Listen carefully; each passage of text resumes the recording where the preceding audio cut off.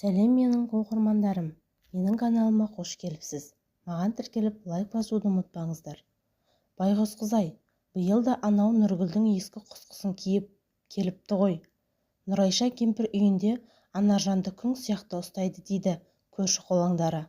Жетім қыздың үкіметтен берілетін жәрдемақысын өзіне жұмсаса қайтер еді.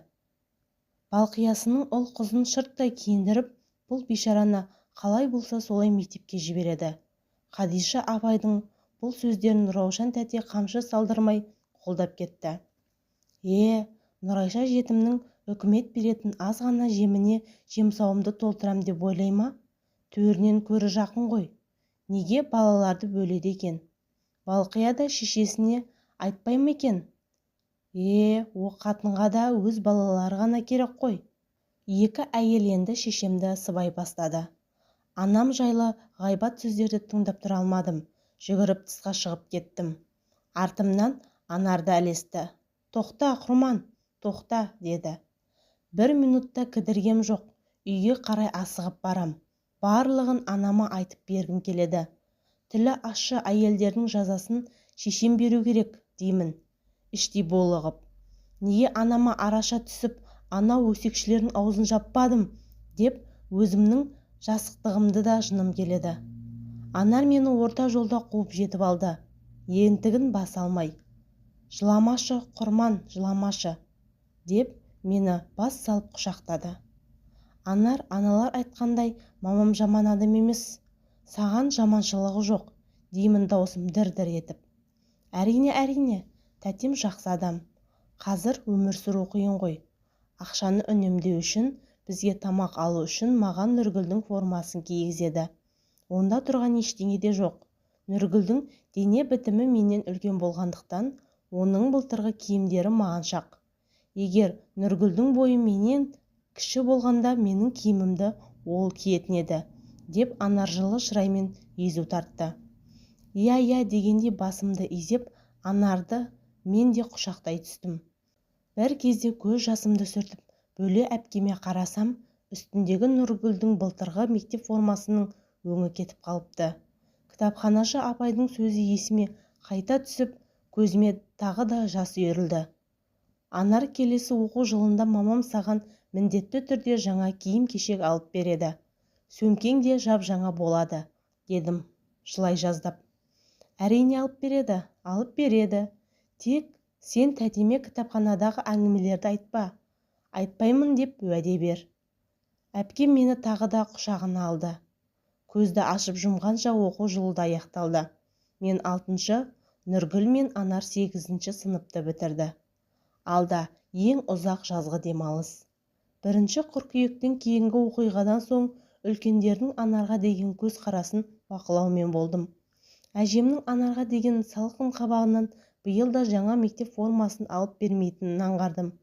Сол жазда ауылға Талдықорғаннан темір-терсек алатындар келе бастады. Олар алюминийдің келесін 20, мыстың әр келесін 50 теңгеге алатын болды. Ауылда бала біткен совхоздың ескі гаражынан бастап, күл-қоқысқа дейін қопарып, алюминий мен мыс жинауға кірісіп кеткен. Биыл Анар қайткен күнде де 1 қыркүйекке жаңа формамен баруы тиіс. Жалынып жүріп бөле әпкемді темір-тесек теруге көндіріп алдым. Нұргүл бізге қосылған жоқ. Ол анама ілесіп Үштөбеден келген көрейлердің жуасын шөптеуге кірісіп кетті. Анар екеуміздің жазғы жұмысымыз ауыр болған жоқ. Мамам мен Нұргүл сияқты шыжыған күннің астында арам шөппен алыспаймыз. Түске дейін темір-терсекте іздейміз. Кешке таяу үйге ораламыз. Мен бірден еміп қоймасын деп табын келмей бұзауларды іздеуге шығамын. Ал Анар кешкі тамақты әзірлеуге кірісетін.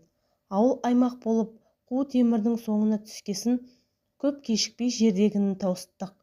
Бірақ ешкімнің миына кіріп шықпаған ой маған келді. Ол жылдары электр жарығы мүлдем өшіп қалған болатын.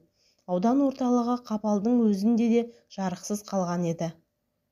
Бағаналардағы сым темірлерді алу керек, дедім бір күні Анарға құпия жоспарыммен ортаға салып.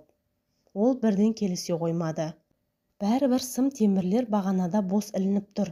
басқалар сыпырып кетпей тұрғанда алып қалайық деп қояр да қоймай ақыры көндірдім. Бірақ бағаналарға сен емес мен шығамын деп шарт қойды бөле әпкем.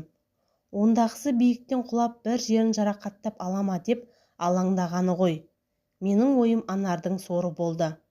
Биік бағанадан құлап жамбасын сындырды. Анарға ота жансүгірдегі жасалды. Онысы дұрыс жасалмай, Бейбақ әпкем Талдықорғандағы облыстық ауруханада тағы да пышаққа түсті. Сол кезде жындыханада жатқан Шекер апай кенеттен дүние салды. Өз жанымен әуре болып жатқан Анар шешесімен қоштаса алмады. Қара жамылған Анардың көңілін аз да болса көтеру үшін оның жаңа мектеп формасы үшін жаздай темір терумен болдым. Үйдегі су тасып жүрген 2 дюрал алюминий флягты ұрлап алып шығып, сатып та жібердім.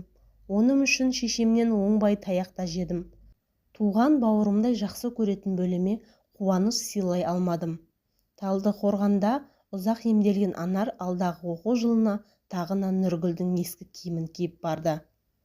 Анарды үйге ертіп келгенімде әйелім мен үлкен қызым жақтыра қоймады. Дастархан басында отырмыз. Кіші қызым Гүлбахар әр нәрсені бір айтып отырған болмаса, басқа ешқайсымыз тіс жарғанымыз жоқ. Келіншегім сәлден соң қыздарды ертіп басқа бөлмеге кетіп қалды. Анар қомағайланып тамақ ішіп отыр. Енді ғана байқадым, самайына ақ түсіп, көзінің астында ісік пайда болыпты. Үстіндегі киімі кір-кір, аяғында нәскиі жоқ. Анар, неге жалаң аяқ жүрсің? Деп сөз бастадым. Нәскиім жоқ деп ойлайсың ба? Аяғым ісіп кете береді. Содан кейін аяқ киімімен қысады. Әдейі шешіп тастағам. Шекесі тырысып, дауысы шаңқ етіп шықты. Бұрын білдей бір компанияның сәулетшісі едің. Мына түріңне. Жанаршылық таныта сөйледім. Ақыл айтпашы. Еркіннен бекер ажырастың. Жақсы жігіт еді. Жұмысы, үйі бар. Құрман қойшы, сен оның қандай екенін білмейсің ғой. Шешесінің сөзінен шыға алмайды. Сараң болған.